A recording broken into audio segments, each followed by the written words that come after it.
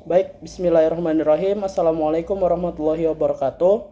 Perkenalkan, nama saya Fikri Alamsyah dengan NIM 2410911210065 dengan nomor absen 70 dari program studi kedokteran program sarjana angkatan 2024. Pada video kali ini saya akan menjelaskan terkait dengan materi yang diampu oleh Dr. Oski Iliandri Magister Kesehatan, yaitu terkait dengan anatomi muskuloskeletal pada regio torakis dan membri superioris serta vaskularisasi dan inervasi sistem muskuloskeletal.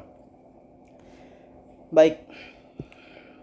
Nah, sebelum saya menjelaskan lebih jauh terkait dengan materi yang akan saya sampaikan pada video kali ini, kita harus tahu dulu.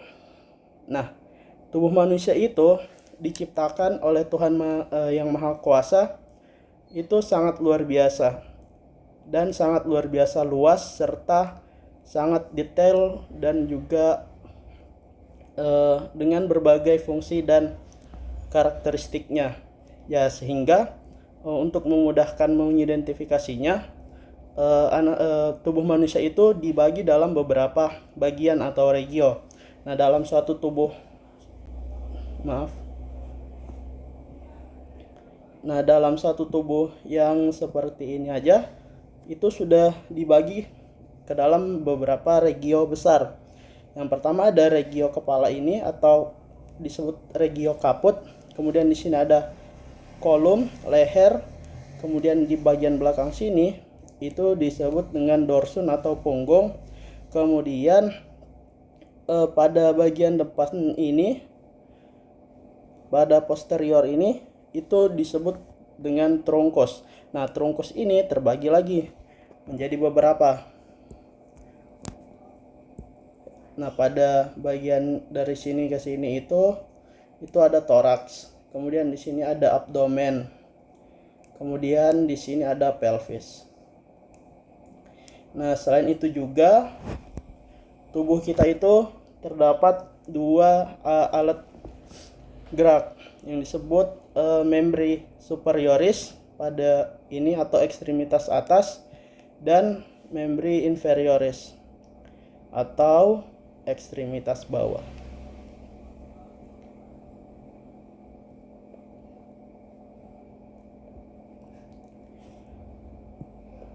Nah, pada video kali ini kita yang pertama akan membahas terkait dengan anatomi muskuloskeletal pada regio torakis atau toraks atau bagian dada. Nah, yang pertama saya akan menjelaskan terkait dengan tulang atau osteologi terlebih dahulu. Nah,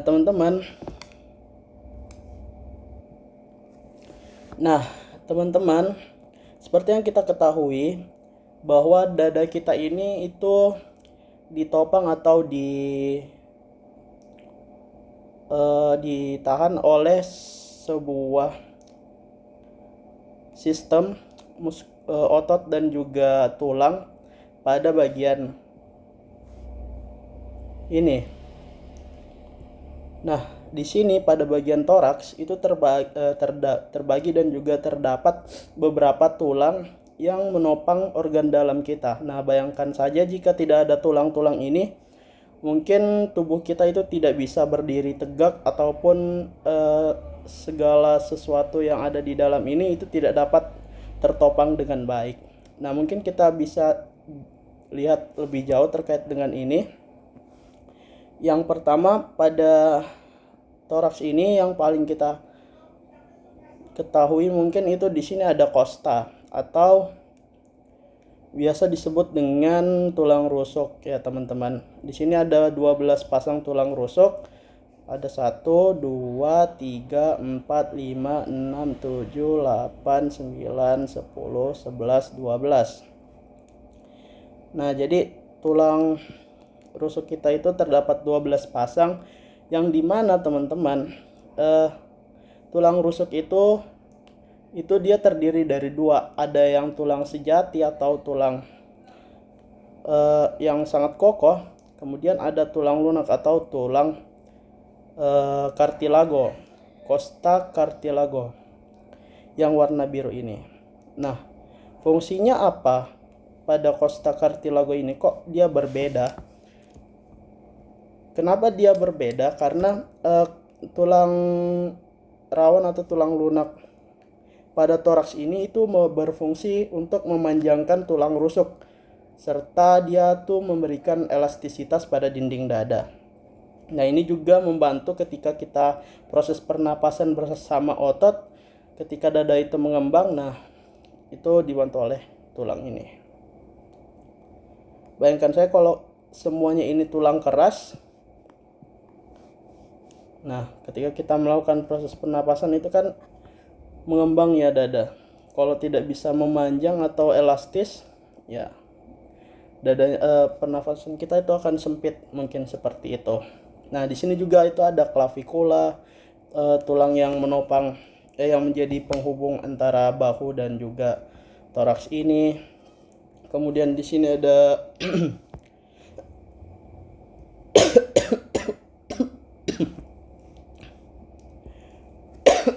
di sini ada sternum yang berbentuk seperti dasi pada bagian depan tubuh toraks kita. Kemudian di belakang ini ada tulang belakang atau tulang vertebra atau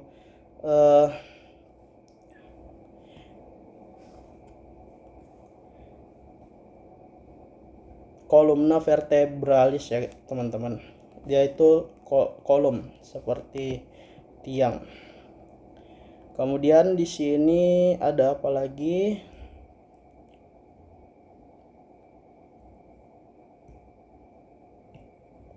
Nah, kemudian selanjutnya teman-teman, pada sternum tadi yang berada di bagian depan tulang rusuk kita, itu dia terbagi menjadi 3 regio lagi teman-teman. Yang pertama itu ada regio manubrium ini, kemudian ada corpus sterni, kemudian ada processus xiphodeus bagian ini. Ini tampak lateralnya, kemudian ini tampak dari posterior. Nah, tulang ini apa sih fungsinya? Pada sternum ini fungsinya apa sih? Nah, ini dia berfungsi untuk sebagai tempat perlekatan antara tulang rusuk tadi yang melindungi paru-paru dan juga jantung atau organ dalam toraks kita. Nah, jadi dia Nah, jadi dia yang menjadi tempat perlekatan pada tulang rusuk, sehingga tulang rusuk ini dapat berlekatan untuk melindungi organ bagian dalam kita yang ada di sini.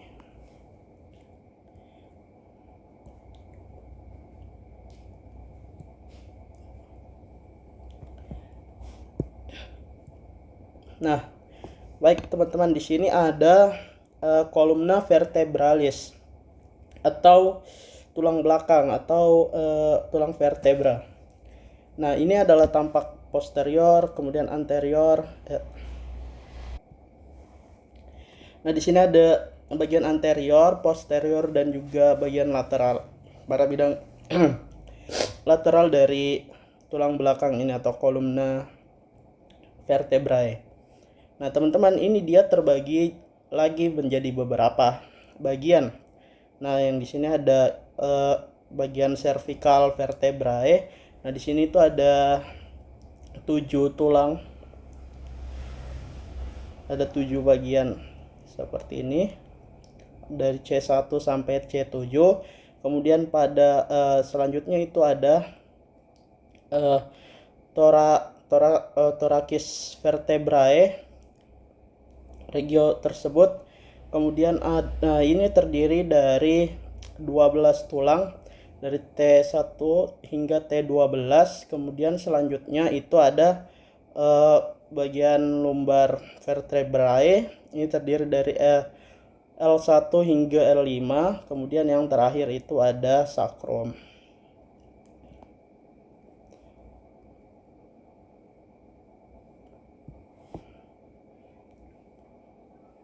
Nah, kita lanjut kepada sistem muskulusnya atau ototnya. Di sini teman-teman, sebentar saya zoom dulu. Nah, di sini yang paling terlihat ada musculus pectoralis major. Nah, ini berfungsi itu dalam adduksi dan rotasi medial humerus. Yang penting dalam gerakan mendorong. Nah, mungkin kalau misalkan teman-teman itu sering push up, nah dia itu melatih untuk otot pectoralis major ini. Kemudian di belakangnya ini ada pectoralis minor. Nih, apabila di bedah ada pectoralis minor. Kita ganti menjadi warna biru saja. Yang ini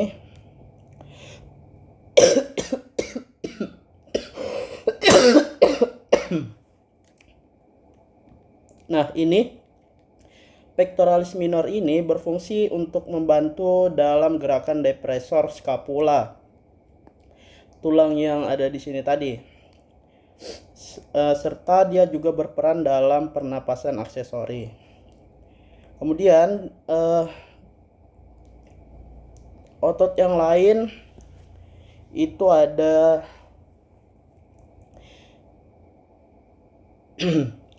ada musculus deltoideus, kemudian ada musculus serratus anterior yang bagian depan ini, kemudian ada musculus latissimus dorsi yang bagian ini, kemudian di bagian di sini ada ligamentum costoccipedea, kemudian di sini ada linea alba garis pada tengah medial ini, kemudian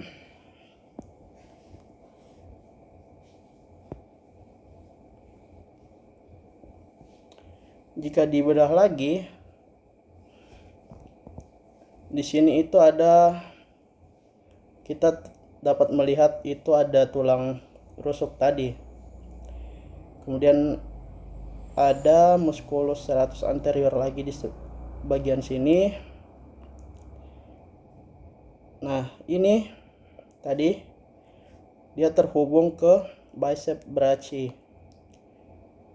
Kemudian di sini ada musculus sternalis, terus kemudian ada musculus subclavius. Dan juga di sini ada musculus intercortalis internus, kemudian di belakangnya itu ada externus. Nah, ini dia itu berperan dalam proses pernapasan juga dengan mengangkat atau menurunkan tulang rusuk. Jadi kalau misalkan kita bernapas, nah dia berperan juga dalam pergerakan pada saat pernapasan, pergerakan dada. Kemudian ada yang ini tadi musculus subclavius ini, dia berfungsi menstabilkan klavikula dan membantu pada pernapasan ringan. Kemudian ada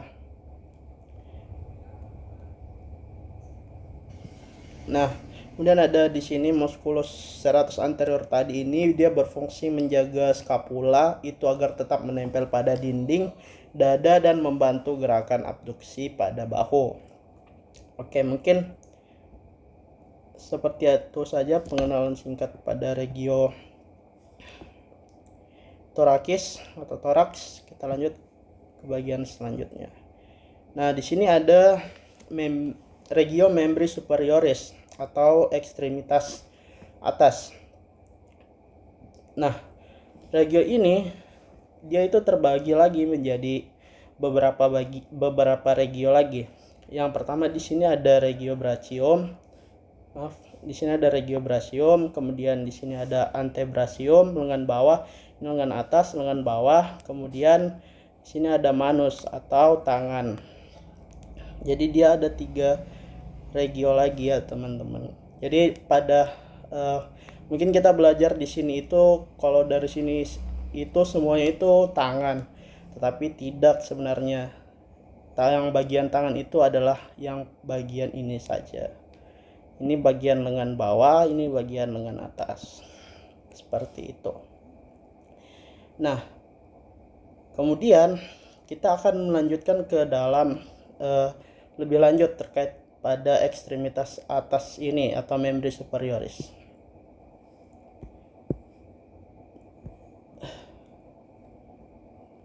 Nah, ini dia teman-teman. Nah, pada membri superioris ini dia itu terdiri dalam tulang-tulang itu kita dapat melihat di sini ada scapula yang terhubung tadi dengan regio thorax ya teman-teman. Clavicular, maaf, clavicular. Terus di sini itu ada tulang scapula. Kemudian di sini ada humerus. Kemudian di sini ada radius, kemudian di sini ulna. Terus di sini itu ada phalanx atau jari-jari serta sendi-sendi yang ada di jari-jari. Di sini ada banyak sendi, ada articulatio radiocarpalis, kemudian articulatio mediocarpalis.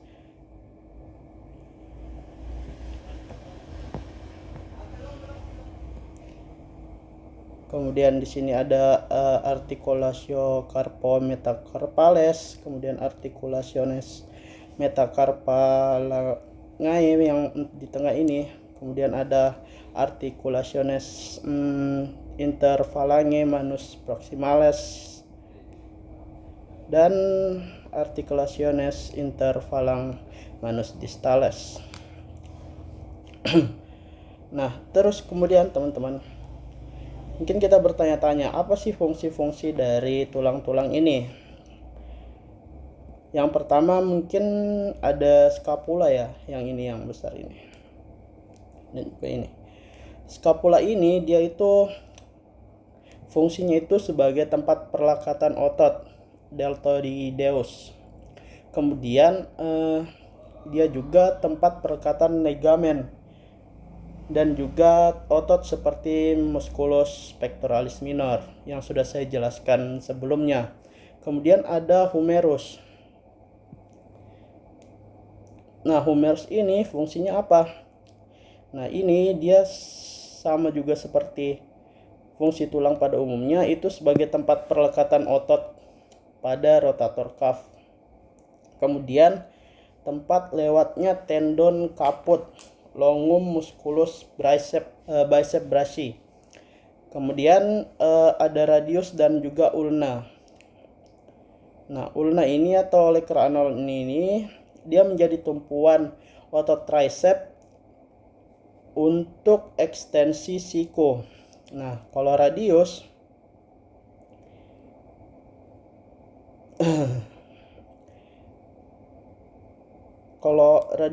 kemudian ada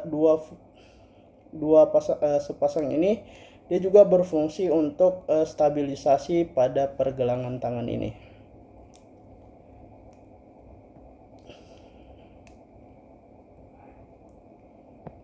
Dan kalau fungsi-fungsi secara umumnya ya ini digerakkan untuk melakukan berbagai aktivitas seperti mengambil barang. Nah, itu semuanya digerakkan oleh persendian otot dan juga tulang. Nah, di sini itu ada bahu. Di sini ada yang kita kenal processus coracoideus. Kemudian ada musculus supraspinatus yang berfungsi juga pada rotator cuff kalau tidak salah. Kemudian di sini ada ligamen coracoacromiale, kemudian ada acromion di sini. Di sini ada clavicula lagi. Kemudian di sini ada musculus brachii atau caput longum ya teman-teman. Kemudian di sini ada musculus subscapularis atau tendo. Kemudian di sini ada tuberculum infraglenoidale.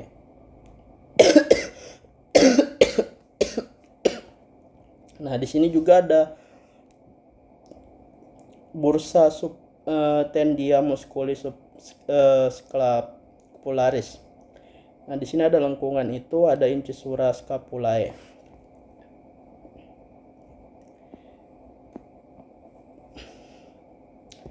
Nah, ini dia adalah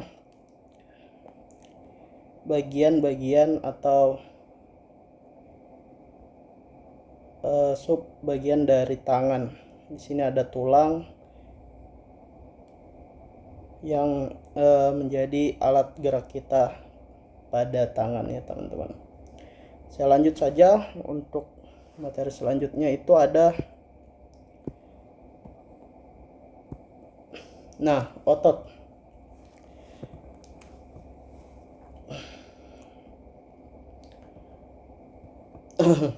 Nah, otot seperti yang sudah saya jelaskan sebelumnya,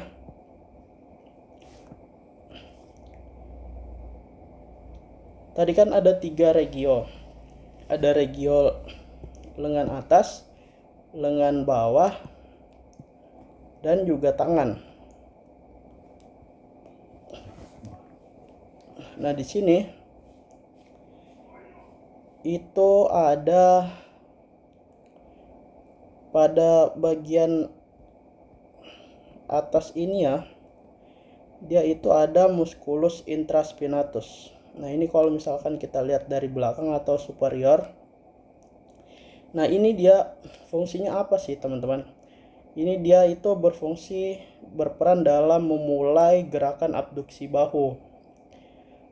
Kemudian ada musculus supraspinatus. Itu di bagian depannya itu dia melakukan rotasi lateral tangan. Kemudian ada musculus teres major dan minor yang ini. Nah, ini fungsinya itu membantu gerakan rotasi dan abduksi bahu. Nah, ini ada bicep brachii yang apabila kalau misalkan kita hobi mengangkat beban, nah itu yang dilatih biasanya untuk membesarkan pada bagian ini ya teman-teman. Nah, tapi kita harus tahu juga nih, jangan asal besarin aja. Apa sih fungsinya dari bicep brachii ini? Nah, ini fungsinya itu dia berperan dalam fleksi siko dan supinasi lengan bawah. Nah, jadi kalau misalkan kita supinasi lengan bawah gini.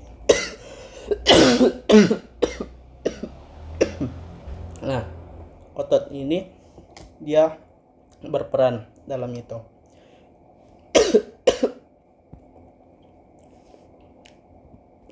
Nah, selanjutnya itu ada musculus brachialis di sini. Di sini ada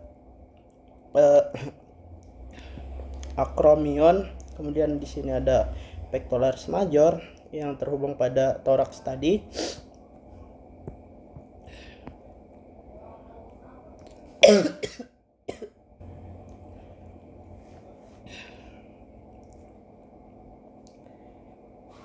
Nah, kemudian di bagian lengan bawah ini itu ada beberapa, ada musculus pronator. Sebentar. Nah, ada musculus pronator teres, kemudian ada flexor carpi radialis, kemudian ada extensor carpi radialis. Nah, ini fungsinya apa sih? Yang ini itu dia berfungsi untuk mengontrol gerakan tangan dan jari-jari penting dalam melakukan aktivitas sehari-hari seperti menulis dan menggenggam. Jadi nggak cuma tangan ini yang bergerak, tapi bagian lengan bawah itu juga berperan. Nah, kemudian selanjutnya itu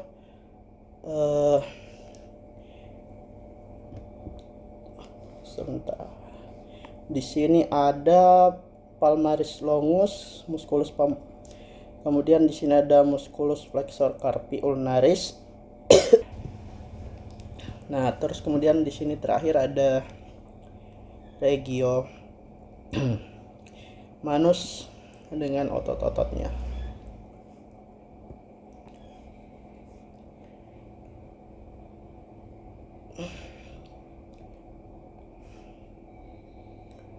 Nah, sekarang kita lanjut terkait dengan vaskularisasi sistem muskuloskeletal. Nah, vaskularisasi itu apa sih?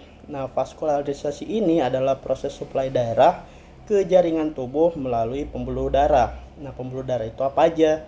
Itu ada arteri, vena, dan kapiler. Nah, dalam konteks sistem muskuloskeletal ini, vaskularisasi itu mengacu pada aliran darah ke otot, tulang, dan sendi yang berfungsi menyediakan oksigen, nutrisi, serta membuang produk metabolisme. Nah, kalau kita membahas pada dua regio tadi, pada regio torakis itu ada arteri dan vena intercortalis yang bertanggung jawab atas suplai darah ke otot, interkostal, dan dinding toraks. Nah, kemudian pada membran superior itu atau ekstremitas atas pada arterinya sendiri itu ada yang bertanggung jawab dalam sistem vaskularisasi ini, itu ada arteri subclavia. Nah, ini akan berjalan menuju arteri aksilaris. Kemudian dia akan dia di bagian sini. Ini ya, dari sini sama. Kemudian setelah itu dia ke arteri brachialis, kemudian ke arteri radialis, kemudian dia itu akan ke ulnaris. Nah, ini setelah sampai ke ulnaris dan radialis, dia akan menyuplai darah ke ekstremitas atas. Jadi jalurnya itu seperti ini ya, teman-teman. Nah, kemudian kalau pada pembuluh vena itu seperti apa? Pada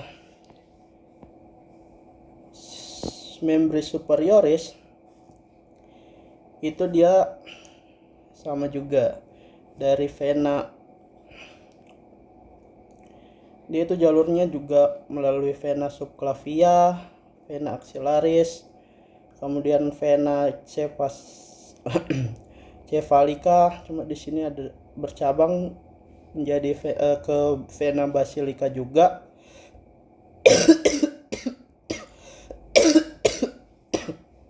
Ke seluruh bagian lengan bawah. Nah, jadi jalurnya itu seperti ini ya, teman-teman, yang membawa darah ke ekstremitas atas atau membran superioris.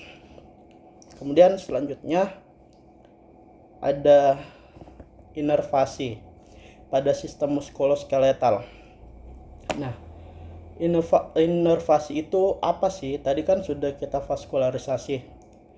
Nah, definisi dari inervasi sendiri itu adalah proses penyediaan serabut saraf ke suatu organ atau jaringan sehingga memungkinkan komunikasi antara sistem saraf dan bagian tubuh tersebut. Nah, dalam sistem muskuloskeletal sendiri, inervasi itu berfungsi mengontrol gerakan otot, memberikan sensasi seperti nyeri dan juga suhu, serta itu mengordinasikan refleks. Nah,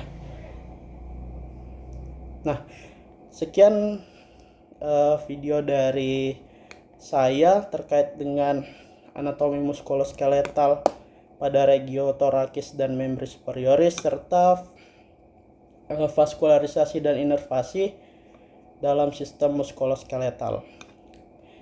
Saya mohon maaf apabila terdapat kesalahan dalam pengucapan atau pemilihan kata. Semoga apa yang saya sampaikan pada video ini dapat bermanfaat. Sekian dari saya, wabillahi taufiq wal hidayah. Wassalamualaikum warahmatullahi wabarakatuh.